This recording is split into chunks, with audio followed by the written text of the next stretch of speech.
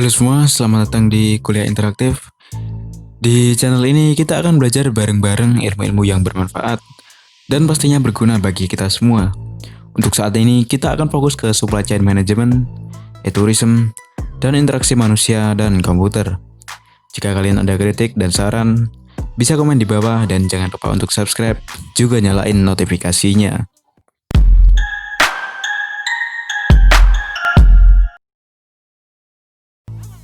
Kali ini kita akan melanjutkan video sebelumnya, yaitu pengenalan interaksi manusia dan komputer bagian 2. Untuk video kali ini, kita akan belajar tentang sistem informasi manajemen pada suatu perusahaan, perancangan tampilan, dan ergonomik. Materi ini dibuat oleh Ibu Indriani, Eskom Mkom. Pembahasan pertama, sistem informasi manajemen pada suatu perusahaan.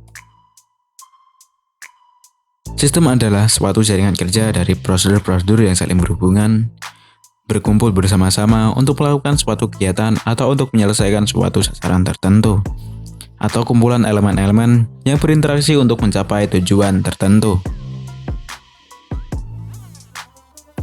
Konsep sistem informasi manajemen. Sistem informasi manajemen atau SIM adalah serangkaian subsistem informasi yang menyeluruh dan terkoordinasi dan secara rasional terpadu yang mampu mentransformasikan data sehingga menjadi informasi lewat serangkaian cara guna meningkatkan produktivitas yang sesuai dengan gaya dan sifat manajer atas dasar kriteria mutu yang telah ditetapkan. Karakteristik sistem informasi manajemen merupakan salah satu dari 5 subsistem dalam CPIS, Computer Based Information System atau sistem informasi berbasis komputer, merupakan tujuan untuk mempertemukan seluruh informasi yang diperlukan oleh manajer pada semua tingkat organisasi. Merupakan seluruh fungsi sistem informasi di dalam suatu subsistem input, database, dan sistem output. Memberikan gambaran terhadap attitude eksekutif dengan penyediaan komputer untuk membantu pemecahan masalah organisasi. Penyebab SIM kurang berkembang di suatu perusahaan.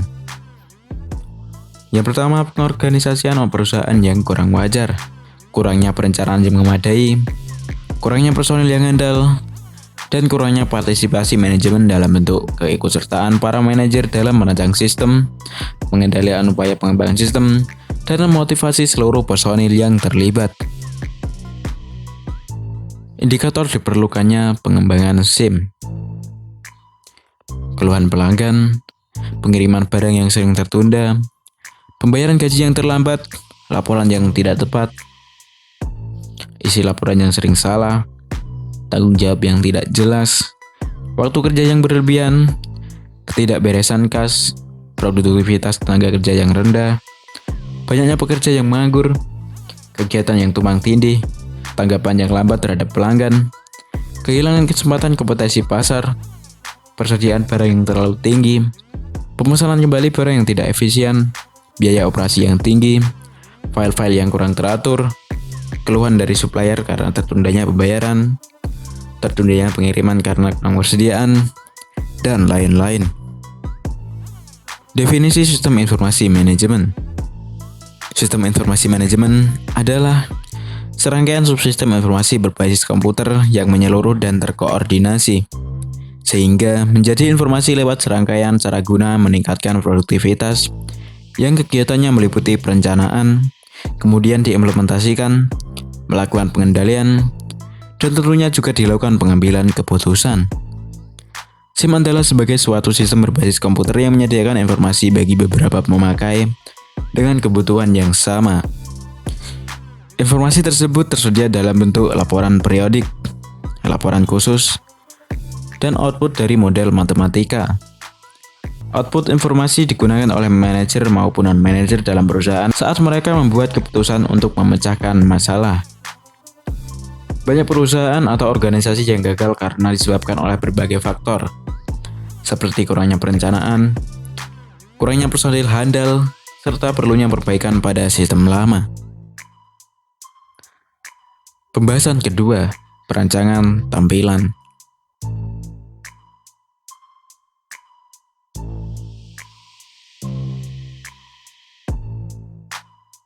Program aplikasi pada dasarnya dapat dikelompokkan ke dalam dua kategori besar, yaitu program aplikasi untuk keperluan khusus dengan pengguna yang khusus pula, dan program aplikasi yang akan digunakan oleh banyak pengguna, atau general purpose software.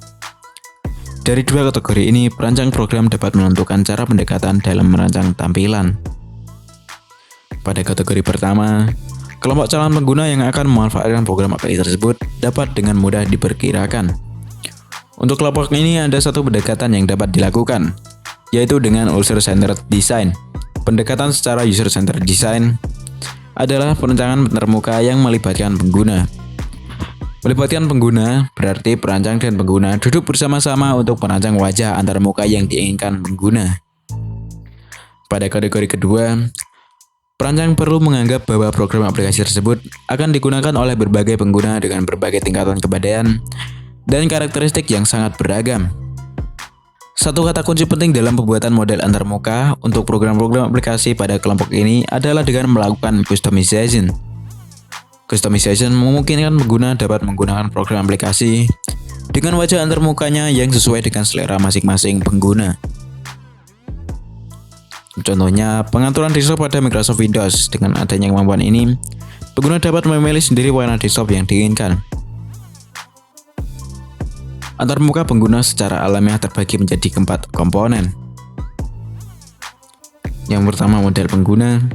Yang kedua, bahasa perintah. Yang ketiga, umpan balik. Dan yang terakhir, penampilan informasi. Model pengguna. Model memungkinkan pengguna untuk mengembangkan pemahaman yang mendasar tentang apa yang dikerjakan oleh program.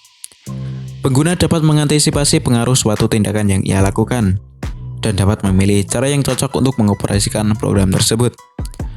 Model pengguna dapat berupa suatu simulasi tentang keadaan yang sebenarnya dalam dunia nyata. Yang kedua, bahasa perintah. Setelah pengguna mengetahui dan memahami model yang diinginkan, pengguna perlu piranti untuk memanipulasi model atau bahasa perintah. Idealnya, program komputer mempunyai bahasa perintah yang alami, sehingga model pengguna dengan cepat dapat mengoperasikannya. Yang ketiga, umpan balik. Umpan balik adalah kemampuan suatu program yang membantu pengguna untuk mengoperasikan program itu sendiri. Umpan balik dapat berbentuk pesan-pesan penjelasan, pesan penerimaan perintah, indikasi adanya objek terpilih, pesan kesalahan bila terjadi, dan lain-lain. Umpan balik digunakan untuk memberi keyakinan bahwa program telah menerima perintah pengguna.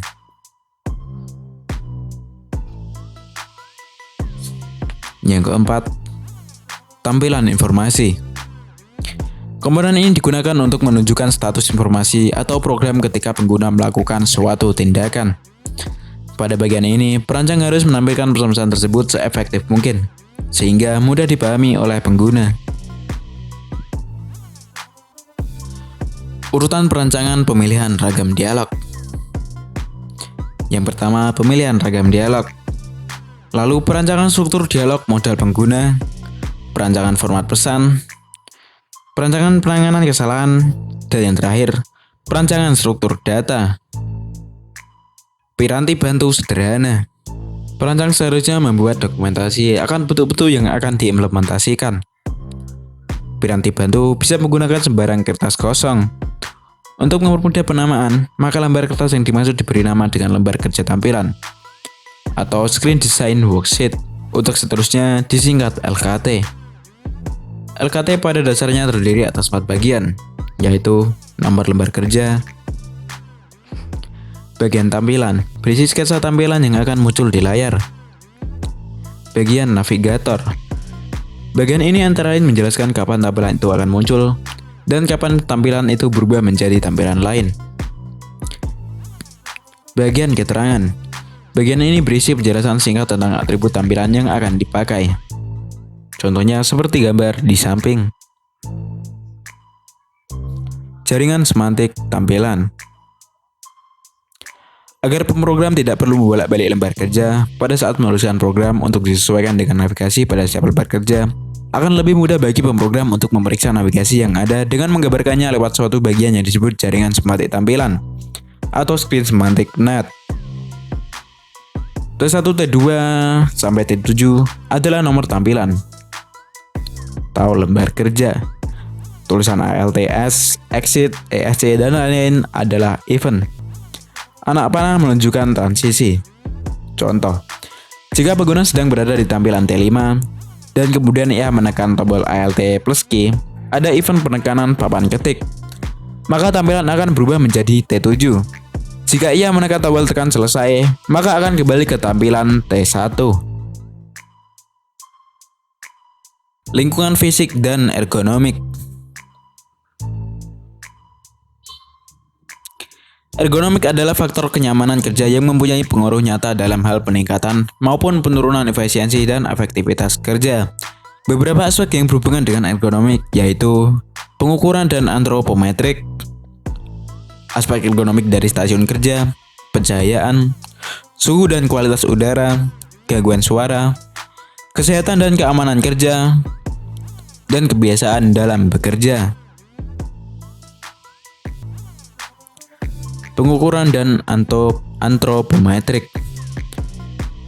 Antropometrik adalah bidang ilmu yang berhubungan dengan pengukuran tubuh manusia, misalnya tinggi badan dan jangkauan tangan.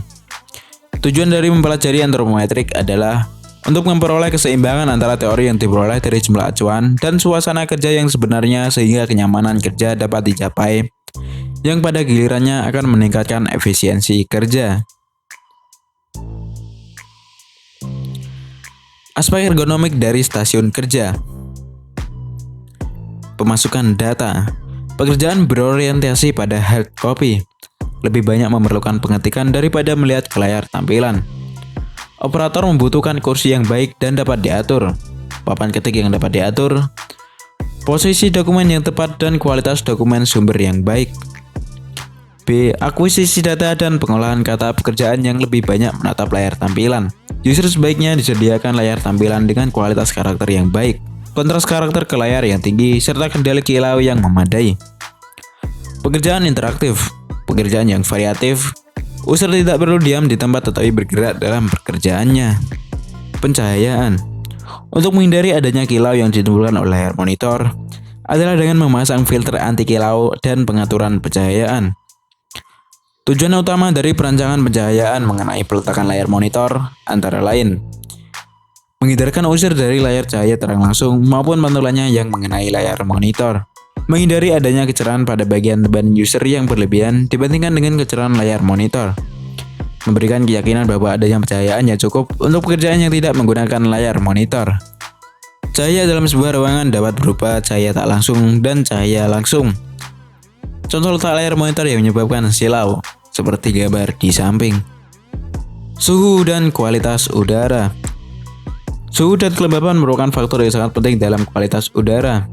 Suhu udara yang panas dapat membuat berkurangnya konsentrasi kerja. Solusinya adalah dengan pemasangan pengontrol udara dalam ruangan. Letak pengontrol udara harus diatur sedemikian rupa sehingga arah aliran udara yang dihasilkan tidak langsung mengenai user. Gangguan suara. Manusia sebenarnya sangat sensitif terhadap perubahan suara yang kecil sekalipun. Manusia seringkali tidak sadar dengan adanya suatu suara yang tetap asalkan suara tersebut tidak berlebihan. Kepekaan masing-masing orang terhadap gangguan suara tidaklah sama, tetapi orang cenderung tidak menyukai adanya suara yang selalu mengalami perubahan keras dan tinggi rendah secara tidak beraturan. Kesehatan dan kenyamanan kerja. Aspek keamanan dan kenyamanan kerja dapat dipengaruhi oleh kondisi umum kesehatan seseorang. Rutinitas pekerjaan juga dapat menyebabkan penurunan kondisi kesehatan seseorang. Sebagai contoh adalah pekerjaan seorang sekretaris yang mengharuskan duduk lama untuk melakukan tugas pengetikan dan pengecekan dokumen, sehingga lambat laun ia akan mengalami kelelahan otot dan persendian. Kebiasaan dalam bekerja. Agar seseorang selalu merasa nyaman dalam bekerja, sebaiknya membiasakan diri untuk selalu bekerja dalam keadaan sesantai mungkin dan dalam kondisi yang benar. Mengubah posisi duduk secara periodik untuk mencegah kelelahan otot. Berdiri dan mengambil beberapa menit untuk menentukan ketegangan otot dan lakukan olahraga ringan beberapa kali sehari. Mengusahakan untuk tidak mengetik dalam jangka waktu yang lama tanpa diselingi istirahat beberapa saat dan mengambil istirahat sejenak secara periodik. Semoga penjelasan tadi dapat dipahami dan bermanfaat bagi kita semua. Saya Huda dari Kuliah Interaktif. Terima kasih.